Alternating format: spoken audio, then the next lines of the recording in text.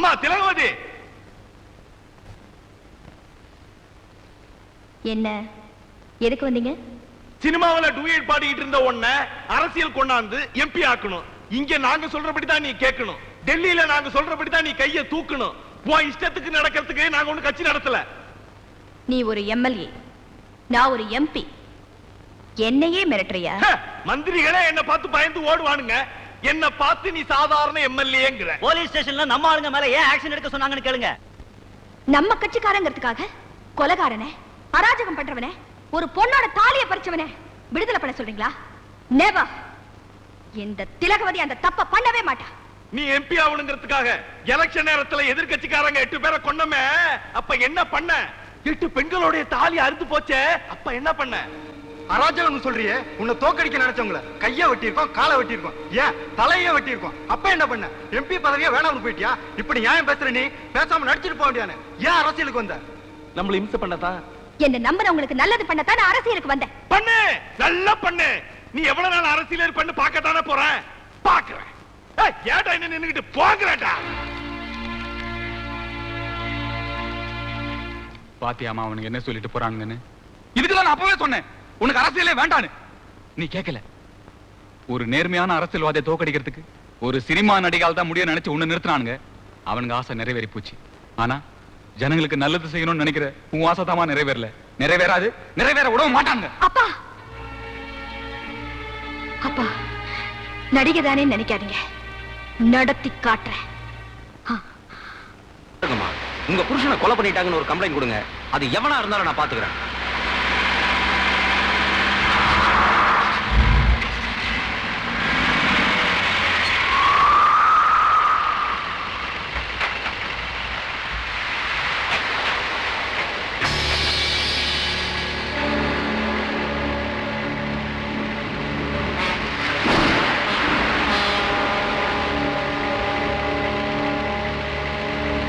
அவகிட்ட கம்ப்ளைண்ட் எழுதி வாங்க போலீஸ் ஸ்டேஷன் கூட்டிட்டு போறியா?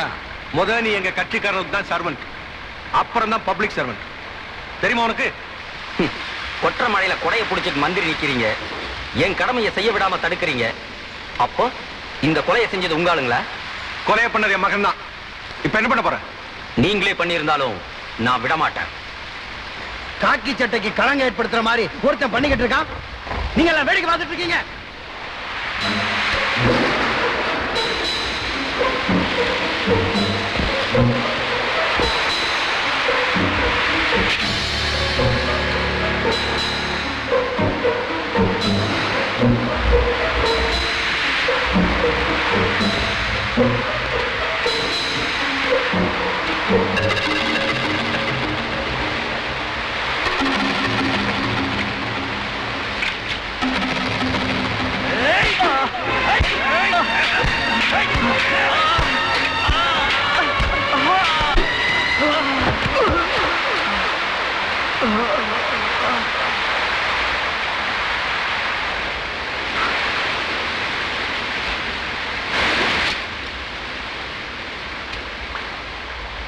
புருஷன் தான் போயிட்டான், பொம்பளையா லட்சணமா பொட்டழிச்சிட்டு வீட்டுல உட்காராம போலீஸ் ஸ்டேஷன்ல போய் கம்ப்ளைண்ட் கொடுக்க போறேன்.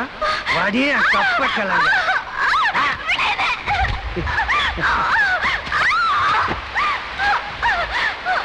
இவ இந்த ஊர்லயே இருக்க கூடாது. எங்க கொண்டு போறது?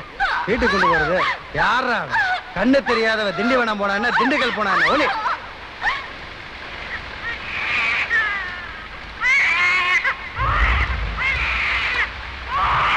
இது அந்த பொண்ணோட குழந்தை. என்னங்க பண்றது?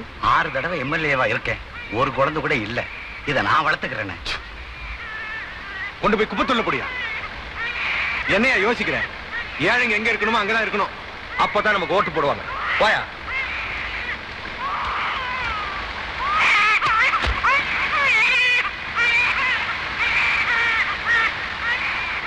எங்க பேச்ச கேட்காத அதிகாரிங்க, எங்களுக்கு எதிராக நடக்கிற அதிகாரிங்க எவனையும் உயிரோட விட மாட்டோம்.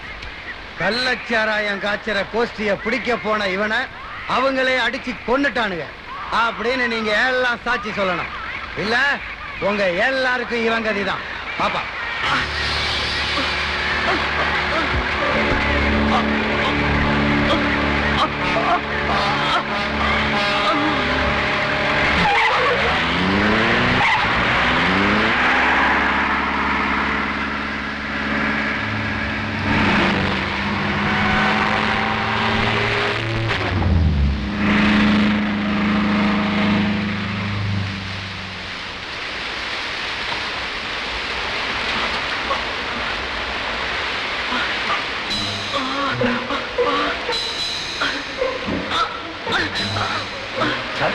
என்ன சார் உங்களுக்கு?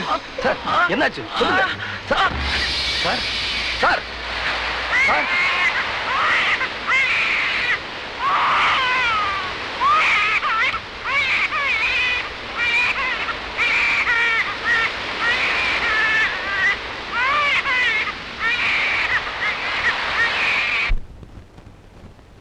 என்ன வேணும்?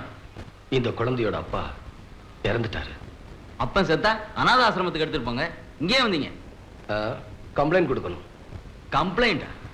ரெண்டு கண்ணும் தெரியாத அந்த அப்பாவிய கார் ஏத்தி கொலை பண்ணிட்டான் மந்திரி மகன். ஓ, அந்த கேஸா? அது ஆக்சிடென்ட் கேஸ். ஃபைல க்ளோஸ் பண்ணிட்டாங்க. ஃபைல மட்டுமா? ஒரு நேர்மையான இன்ஸ்பெக்டர் க்ளோஸ் பண்ணிருக்காங்க. அவங்க சொல்றத கேட்கறதுக்காக உங்களை இங்க அப்பாயிண்ட் பண்ணிருக்காங்க. இத்தனையும் ஒரே நாள்ல. அரசாங்கம் சுறுசுறுப்பா செயல்படுறத நினைச்சு சந்தோஷப்படுங்க.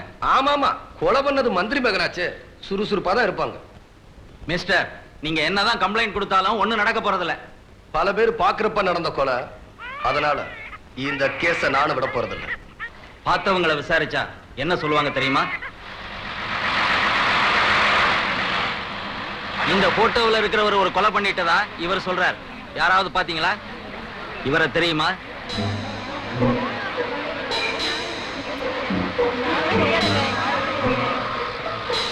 நீ பாத்திருக்கையா?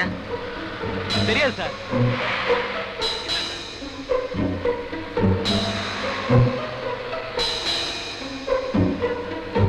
இல்ல சார். தெரியாது சார். நேர்ல பார்த்தவங்க சாட்சி சொல்லாம உங்களால ஒண்ணும் பண்ண முடியாது. அந்த கொலைய நான் பார்த்தேன். மந்திரி மகன் தான் கொலை செஞ்சாருன்னு கோர்ட்ல வந்து சாட்சி சொல்றதுக்கு உங்களுக்கு தைரியம் இருக்கா? தைரியம் இருக்கிறதுனால தான் போலீஸ் ஸ்டேஷனுக்கே வந்தேன். உங்க பேரு? சங்கர். என்ன வேலை பாக்குறீங்க? சமையல் வேலை.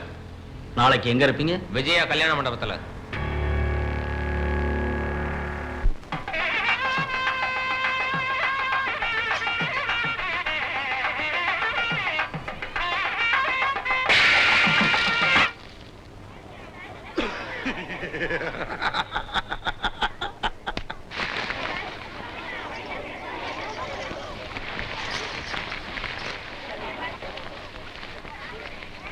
யாரா நீ?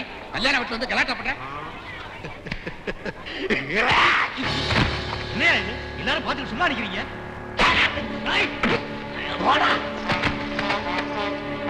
கிழிச்சிருங்க.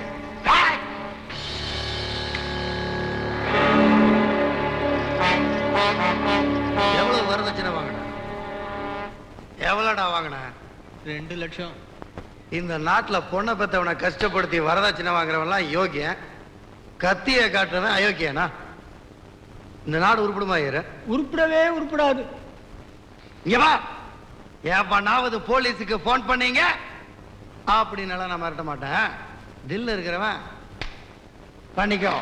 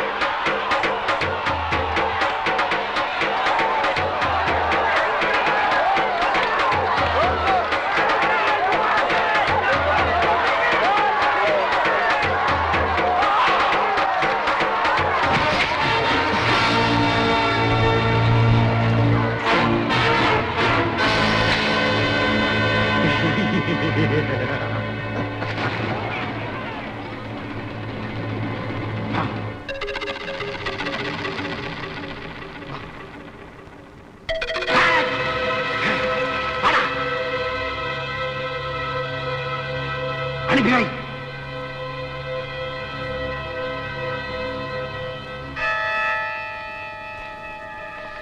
சாட்சியாடா சொல்ல போற? வா வா, அப்பா அம்மாவனே வா வா வா வா வா வா வா.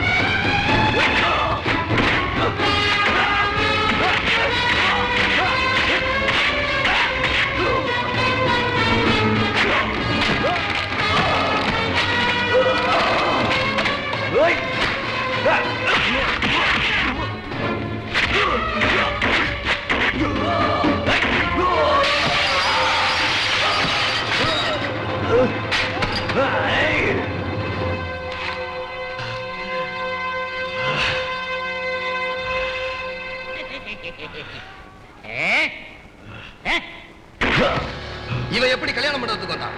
இவனா வந்தானா இல்ல நீ அனுப்பி வச்சியா?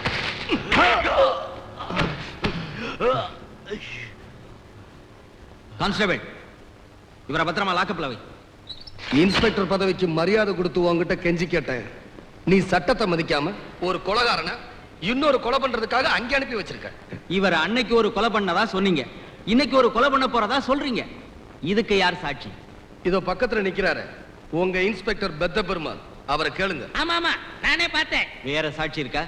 ஏன் உங்க டிபார்ட்மெண்ட்ல இருக்கிற ஒரு இன்ஸ்பெக்டரோட சாட்சியை ஏத்துக்க மாட்டீங்களா? ஐயோ, எங்க சட்டத்தை பத்தி உங்களுக்கு தெரியாதா? ஐஜியே கொலையை நேர்ல பார்த்தாலும் கொலைகாரனுக்கு நாங்க தண்டனை கொடுக்க முடியாது, கோர்ட்டு கொண்டு வரணும். அதுக்கு வேற சாட்சி வேணும்னு கேட்பாங்க. ஏன்னா எங்க டிபார்ட்மெண்ட் மேல மக்களுக்கு மட்டும் இல்ல, கோர்ட்டுக்கே ஒரு சந்தேகம் இருக்கு. இந்த மாதிரி அதிகாரிங்க இருக்கிற வரைக்கும் அந்த சந்தேகம் தீரவே தீராது. You are correct. Shut up mister. குற்றவாளிகளை பிடிக்கிறதுக்கும் தண்டிக்கிறதுக்கும் போலீஸ்காரங்க மட்டும் நினைச்சா பத்தாது, பொதுமக்களும் ஒத்துழைக்கணும். இவர் தான் கொலையாளின்னு ஒரு சமையல்காரன் மட்டும் தான் சொன்னான், வேற எவனும் சொல்லலையே. எப்படி சொல்லுவான்? சொல்றவனுக்கு இந்த நாட்டுல என்ன பாதுகாப்பு இருக்கு? நான் மட்டும் இல்லைனா சாட்சி சொல்லுவேன்னு சொன்ன சமையல்கார சங்கரை இவன் கொலை பண்ணிருப்பான். அவன் செத்திருந்தா அவன் குடும்பத்தை உங்க டிபார்ட்மெண்ட் காப்பாத்துமா? அவனோட 4 தங்கச்சிகளுக்கும் உங்க டிபார்ட்மெண்ட் கல்யாணம் பண்ணி வைக்குமா? இன்ஸ்பெக்டர், எப்ப உங்க போலீஸ் சாட்சி சொல்றவங்களுக்கு பாதுகாப்பு கொடுக்குமோ, எப்போ உங்க கோர்ட் அலைய வைக்காம தீர்ப்பு சொல்லுமோ, அப்பதான் ஜனங்களுக்கு சாட்சி சொல்ல வருவாங்க. எப்போ மந்திரிக்கு பயப்படாம மனசாட்சிக்கு பயப்படுறீங்களோ, அப்பதான் ஜனங்களும் பயப்படாம வருவாங்க. அப்படி ஒரு நிலைமை வர்ற வரைக்கும் மந்திரி மக மேல ஆக்ஷன் எடுக்க என்னால முடியாது. எடுக்க முடியாதவன் ஏன் இந்த வேலைக்கு வந்த? தைரியம் இருக்கிறவன், நேர்மையா நடக்கிறவன் தான் போலீஸ் வேலைக்கு வரணும். சுருக்கமா சொன்னா சுத்தமான ஆம்பளை தான் போலீஸ் டிபார்ட்மெண்ட்டுக்கே வரணும். அப்படி முடியாதவங்க வெட்டிக்கடை வச்சு பொழைக்கலாம்னு சொல்றீங்க. Correct correct. நீங்க பெரிய இடத்து பிள்ளைங்கிறதுனால ரொம்ப பேசுறீங்க. இவர் கொலை பண்ண ட்ரை பண்ணதை நீங்க பாத்திருந்தா பேசாம கம்ப்ளைண்ட் எழுதி கொடுத்துருப்பாங்க. எழுதி கொடுக்கிறேன். என் உயிருக்கு பாதுகாப்பு வேணும். நான் போற இடமெல்லாம் போலீஸ் வரணும். என்னை சுத்தி எப்பவும் துப்பாக்கி ஏந்தின போலீஸ் இருக்கணும். உங்களால செஞ்சு கொடுக்க முடியுமா? இவருக்கு பாதுகாப்பா?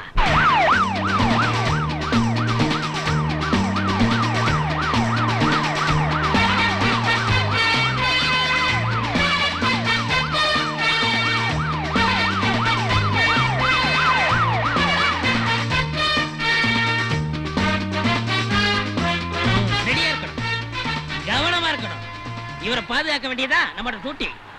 வெயில பத்தியோ மழைய பத்தியோ நம்ம குடும்பத்தை பத்தியோ கவலைப்படாம வேலை பார்க்கறதா நம்ம போலீஸ்காரங்களோட தலையெழுத்து.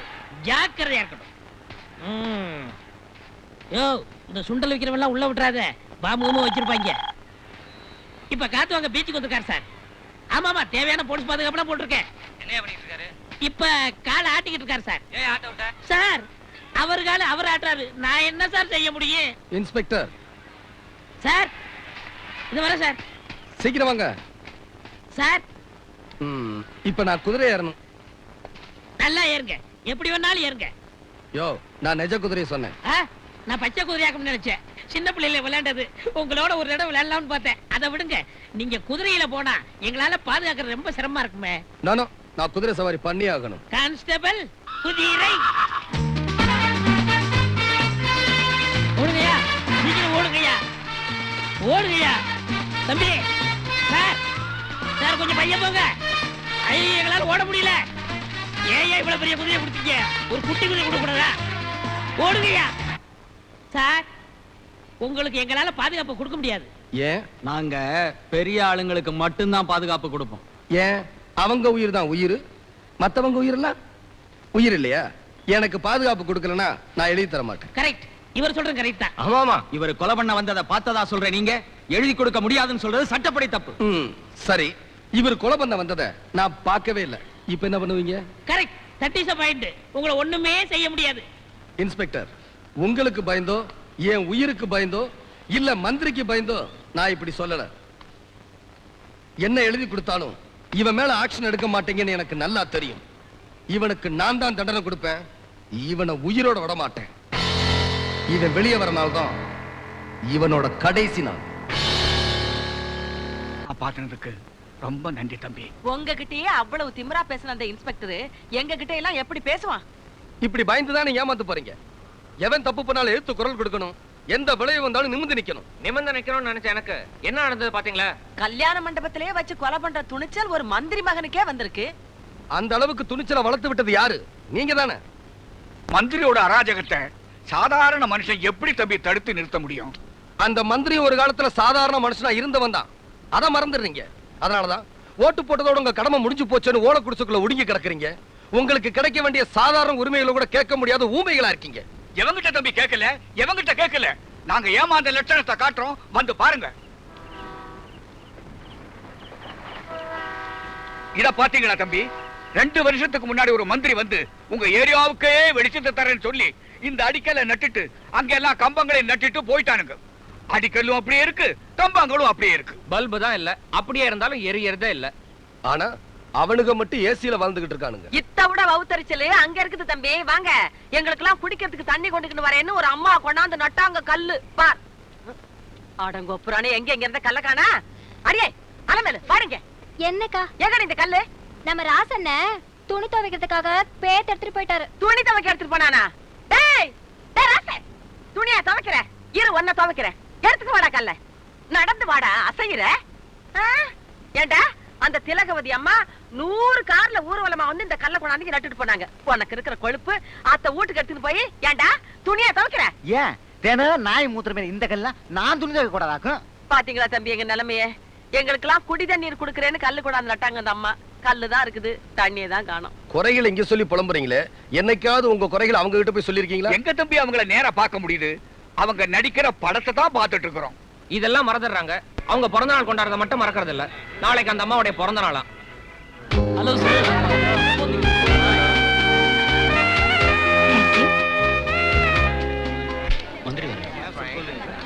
வணக்கம்மா. கொண்டாய மானே. Thank you so much. அம்மா, இப்ப நான் மந்திரியா வரல, உங்க ரசிகனா வந்திருக்கேன். நீங்க நடிச்ச படம்னா ஒண்ணு கூட விடுறதில்ல. உங்க டான்ஸ்னா எனக்கு ரொம்ப உசுரு. Thank you. வணக்கம்மா. கும்பிடுறா. வாங்க. நீங்க வருவீங்கன்னு நான் நினைக்கவே இல்லை. முதல்ல பார்சல குத்துருங்க தம்பி, கை வலிக்க போகுது. இது எங்களோட பிறந்தநாள் பரிசு. நீங்க என்ன பரிசு கொண்டு வந்திருக்கீங்கன்னு பார்க்க ஆசையா இருக்கு. இப்பவே பிரிச்சு பார்க்கட்டுமா? பிரிச்சு பாத்தீங்க ஆடி போடுங்க ஆடி.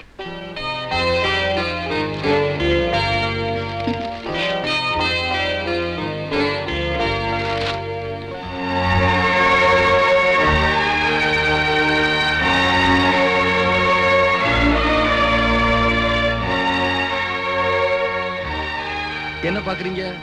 போன பிறந்த நாள் அன்னைக்கு நீங்க நாட்டின அடிக்கல் தான். எங்களுக்கு எல்லாம் தண்ணி வசதி செஞ்சு தரேன்னு ஓட்டு கேட்டேன். நாங்களும் போட்டோம், நீயும் வந்துட்ட. எங்களுக்கு தண்ணி மட்டும் தான் வரவே மாட்டேன்னுது. அப்பால இன்னத்துக்கு இந்த கஸ்மால பிடிச்சுக்கல அங்க இருக்கணும், நீயே வச்சுக்க. அதை செய்யறேன் இதை செய்யறேன்னு சொல்லி அரசாங்க செலவுல விழா எடுத்து வீதிக்கு வீதி லைட்ட போட்டு விளம்பரப்படுத்தி அடிக்கல் நட்டுட்டு போயிடுறீங்க. அந்த வசதி ஜனங்களுக்கு கிடைச்சுதான் கவலைப்பட்டிருக்கீங்களா, இல்ல நினைச்சுதான் பாத்திருக்கீங்களா? அடிக்கல் நாட்டினதோட உங்க கடமை முடிஞ்சு போச்சுன்னு அம்போனி ஏழைங்களை தவிக்க விட்டு போயிடுறீங்க. ஒவ்வொரு விழாவுக்கு வீணா செலவழிக்கிறீங்களே அரசாங்க பணம். அந்த பணத்தை வச்சு 1000 திட்டம் நிறைவேற்றி இருக்கலாம். இதை ஏன் எந்த அரசியல்வாதி யோசிக்கிறது இல்ல? ஏழைங்க கேள்வியை கேட்க மாட்டான்னு நினைக்கிறீங்க இல்ல? உங்க பிறந்த நாளை நல்லா கொண்டாடணும்னு நினைக்கிற நீங்க உங்க தொகுதி மக்களும் நல்லா இருக்கணும்னு நினைக்கணும். ஆனா உங்க தொகுதி நல்லா இல்லையே. தண்ணி வசதி இல்லாம பொண்ணுங்க குடத்தோட அலையறாங்க. லைட் வசதி இல்லாம அந்த ஏரியாவே இருட்டா இருக்கு. ஒருவேளை நாட்டை இருட்டா வச்சிருந்தா இன்னும் சௌரியமா திருடலான்னு நினைக்கிறாங்க போல இருக்கு. மிஸ்டர் பாஸ்கர், மினிஸ்டர் ராஜரத்னத்தை நான் உடனே பார்க்கணும். ஏற்பாடு பண்ணுங்க. என்னையா நம்ம ஜனங்க கேள்வி கேட்கறத கெட்டு போயிட்டாங்க. சார், நீங்களும் ஜனங்களுக்கு சொன்னதை செய்யல. சீக்கிரம் இந்த இடத்தை விட்டு போயிடுவான். இல்ல உங்களையும் சட்டையை பிடிச்சு காப்பானுங்க. சரி, சீக்கிரம் வண்டி எடுக்க சொல்லுங்க. நீங்க எல்லாரும் என்ன தப்பா புரிஞ்சிட்டு இருக்கீங்க. பரவாயில்ல, நான் என் தொகுதியோட முன்னேற்றத்துக்காக எவ்வளவு பாடுபட்டிருக்கேன்னு நீங்களே என் கூட வந்து பாருங்க. வாங்க வாங்க.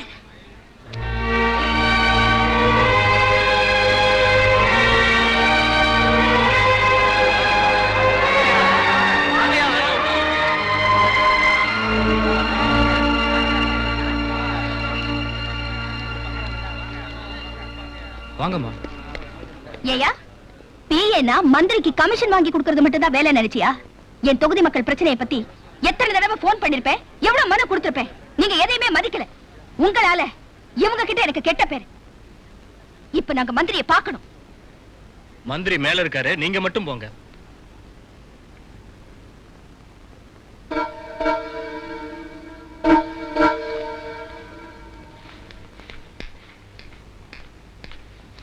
வாங்க எம்பி அம்மா.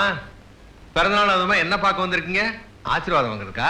இல்ல, என் தொகுதி பிரச்சனையை பத்தி பேச வந்திருக்கேன். ரோட் வசதி இல்ல, கரண்ட் வசதி இல்ல, தண்ணி வசதி இல்லன்னு என் தொகுதி மக்கள் கேக்குறாங்க. என்ன பதில் சொல்றது? நீ ஏமா தொகுதி பக்கம் போற? அங்க போறனால தானே கேக்குறான். அவங்க வீடு தேடி வந்துட்டாங்க சார். வீடு தேடி வர ஆரம்பிச்சிட்டாங்களா? இனிமே தொகுதி மக்கள் மந்திரி வீடு தேடி வந்து சட்டையை பிடிச்சு கேக்குற காலம் வரத்தான் போகுது. அப்படி ஒரு நிலைமை வந்தா நான் சட்டையே போட மாட்டேன். சரி, அதை விடு. உன் தொகுதிக்கு வேண்டிய எல்லா வசதியும் பண்ணி தரேன்னு வச்சுக்கோ. அடுத்த எலெக்ஷன்ல நீ தான் ஜெயிப்ப. எக்கச்சக்கமா ஓட்டு கிடைக்கும். எனக்கு என்ன கிடைக்கும்? உன் தொகுதிக்கு எல்லா வசதியும் பண்ணி கொடுத்தா ஜனங்க சந்தோஷப்படுவாங்க, நீ சந்தோஷப்படுவ. எனக்கு என்ன சந்தோஷம் இருக்கு? புரியல? நான் உன் தொகுதி மக்களை சந்தோஷப்படுத்துறேன், நீ என்ன சந்தோஷப்படுத்து. மிஸ்டர் ராஜரத்னம், நான் ஒரு எம்பி, ஜனங்களுக்காக பாடுபடுறவன். நீ ஜனங்களுக்கு பாடுபடு. இப்ப படு.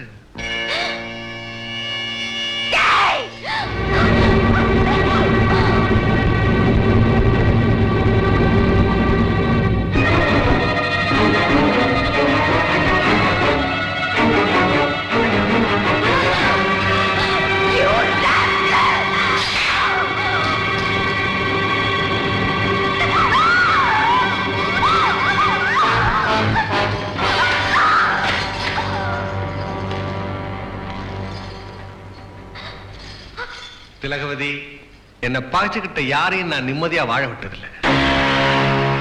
விவசாய மந்திரி ஒருத்தர் என்ன பகைச்சுக்கிட்டான். என்னாச்சு? இன்னைக்கு கிராமத்துல அவன் விவசாயம் பண்ணிட்டு இருக்கான்.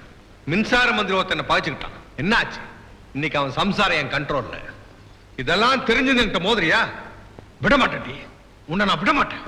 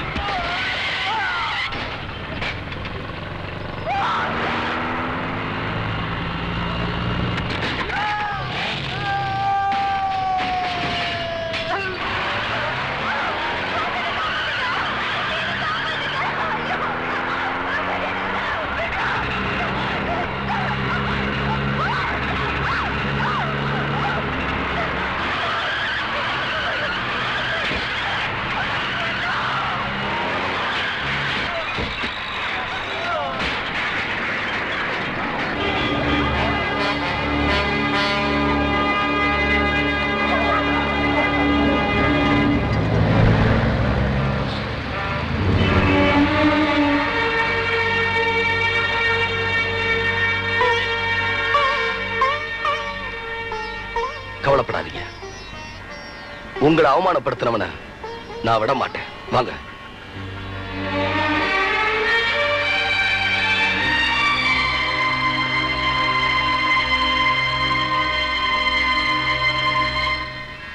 பெண்ணை மதிக்காத பேயே,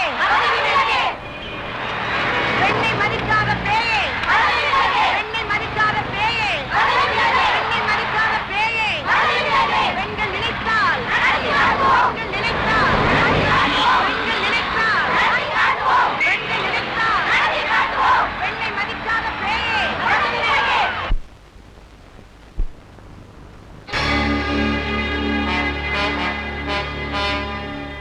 உன்னை ஏன் வர சொன்ன தெரியுமா?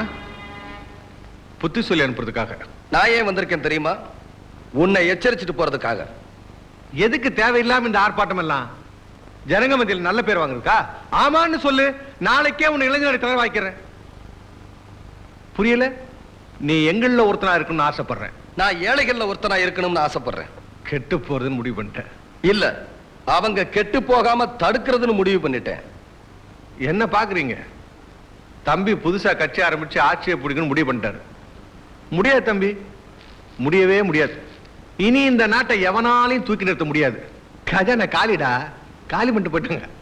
எங்களுக்கு ஆட்சி வேணாம். ஆட்சியில இருக்கிறவங்களுக்கு ஒழுக்கம் வேணும், நாணயம் வேணும், நேர்மை வேணும். அது தப்பு. ஐயர் ஹோட்டலுக்கு போய் ஆட்டுக்கறி கேட்கணும் தப்பு. அரசியல்வாதி வீட்டுக்கு வந்து நேர்மை பத்தி பேசணும் தப்பு. இங்க பார் தம்பி, இத்தனை வருஷம் அரசியல் வாழ்க்கையில லஞ்சம் வாங்காம எதையுமே பண்ணதில்லை. ஆம்பளைன்னா பணம் கேட்கலாம், பொம்பளைன்னா என்னத்தை கேட்கறது? இருக்கிறதானே கேட்க முடியும். அது யார்கிட்ட கேட்டேன்? எங்க கட்சி எம்பிட்ட கேட்டேன். அது எங்க கட்சி உள்ளுகாரம். அது நீ ஏன் தலை போடுற? இது உங்க கட்சி பிரச்சனை இல்ல, ஏழைங்களோட பிரச்சனை. அவங்களோட நியாயமான கோரிக்கைகளை நிறைவேற்றுறதுக்காக லஞ்சம் கேட்டீங்களே, அதனால வந்த பிரச்சனை. சும்மாவா கேட்டேன்? 10 லட்சம் ரூபாய் செலவழிச்சு எம்எல்ஏ ஆன. அது எப்படியா சம்பாதிக்கிறது? பிளாட்பாரத்துல 100 ரூபாய் முதல் போட்டு மிட்டாய் கடை வைக்கிறவன் தினம் வீட்டுக்கு 10 ரூபாய் லாபம் கொண்டு போறான். 500 ரூபாய் முதல் போட்டு இட்லி கடை வைக்கிறவன் தினம் வீட்டுக்கு 50 ரூபாய் லாபம் கொண்டு போறான். 1000 ரூபாய் முதல் போட்டு டீ கடை வைக்கிறவன் தினசரி வீட்டுக்கு 100 ரூபாய் லாபம் கொண்டு போறான். 10 லட்சம் முதல் போட்டு எம்எல்ஏ ஆனவன் நான் தினசரி வீட்டுக்கு எவ்வளவு கொண்டு போறோம் சொல்லியா? ஒரு எம்எல்ஏ தொகுதிக்கு 10 லட்சம் செலவழிச்சது சட்டப்படி தப்பு. உங்களை பதவியை விட்டே நீக்கலாம்.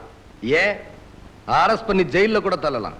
அப்படி பாத்தீங்கன்னா சட்டசபை கூட்டத்தையே ஜெயில தான் நடத்த வேண்டியிருக்கும். அப்ப ஜெயிலுக்கு போக வேண்டிய ஆளுங்களா பதவியில இருக்கீங்க, அப்படியா மந்திரி சார்? ஜெயிலுக்கு போக வேண்டியவங்க நாங்க இல்ல. ஓட்டு போட்டாங்களே ஜனங்க, அவங்க தான். என்ன பாக்குற? வெளிநாட்டுல தேர்தல் நிக்கிறவங்க டிவில பேசி ஓட்டு கேட்கறாங்க, ஜனங்களும் ஓட்டு போடுறாங்க. ஆனா நம்ம ஜனங்களுக்கு பெருசு பெருசா போஸ்ட் ஓட்டணும், சுவரெல்லாம் கொட்டை இடத்துல எழுதணும், கலர் கலரா லைட் போடணும், கட் அவுட் வைக்கணும், குடிசு குடிச்சியா குனிஞ்சிடணும், கும்பிடு போடணும், வீட்டுக்கு வீடு பணம் கொடுக்கணும், குடம் கொடுக்கணும், புடவை கொடுக்கணும். இதுக்கு அப்புறம் தான் ஓட்டே போடுறான்.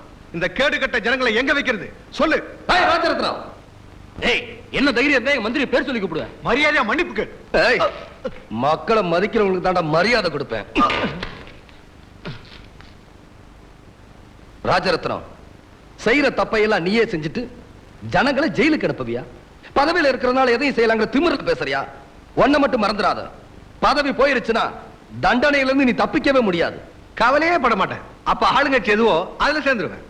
இந்திரன்னு பாராட்டின தலைவனை இழிச்சவாயின்னு திட்டுவேன், இழிச்சவாயின்னு திட்டின தலைவனை இந்திரன்னு பாராட்டுவேன். அதை இந்த மட ஜனங்க ஏத்துக்கிட்டு கை தட்டத்தான் போறாங்க. நான் ஜனங்களுக்கு பயப்படவே மாட்டேன்.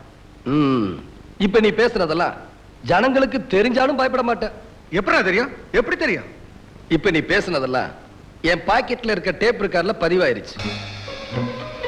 டேய் ரத்தம், கழுவு போடு. டேப் எடு. டேப்பை எடு. டேப்பை கொடுக்காம வெளியே விட மாட்டேன். டேப்பை கொடுக்கல நீ உயிரோட போக மாட்ட. எடுப்பா. ஏன் இப்படி பதறீங்க? டேப்பே என்கிட்ட இல்ல, சும்மா பொய் சொன்னேன். மந்திரி சார், கொஞ்ச நேரத்துக்கு முன்னால மக்களுக்கு பயப்பட மாட்டேன்னு சொன்னீங்க, இப்ப இந்த ஆட்டம் ஆடிட்டீங்க. மிஸ்டர் ராஜரத்னம், இப்ப புரியுதா மக்கள் சக்தினா என்னன்னு? பொறுத்திருந்து பாருங்க, ஏமாந்த அந்த மக்களை எரிமலையாக்கி காட்டுறேன்.